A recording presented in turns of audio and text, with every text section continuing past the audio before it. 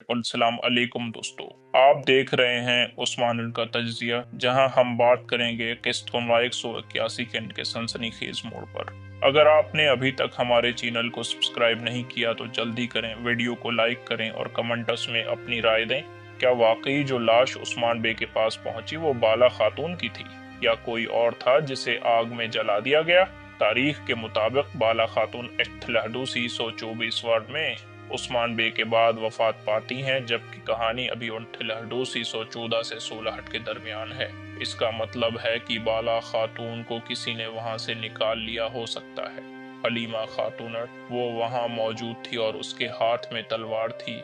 शायद उसने बेगम खातून की किसी मुलाजमा को कत्ल करके बाला खातून को बचाया हो। बेगम खातून की मुलाजमा स्वैटशिप। मुमकिन है कि इनमें से किसी ने बाला खातून को बचाने की कोशिश की हो और लड़ाई में खुद मार दी गई हो। उस्मान बे का पुराना साथी खबरें हैं कि उस्मान बे का कोई साथी जल्द कहानी में शामिल होगा। शायद वो बाला खातून को कहीं और ले गया हो। ये तय है कि अगली या 41वें किस्तवाड़ में बेगम खातून की कहानी खत्म हो जाएगी।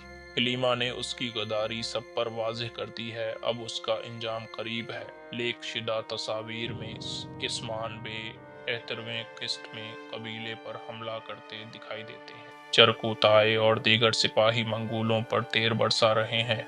जल्द ही उस्मान बे अपना कबीला वापस ले लेगा। ये कहानी जज्बात, मोहब्बत, गद्दारी और इंतकाम से भरपूर है।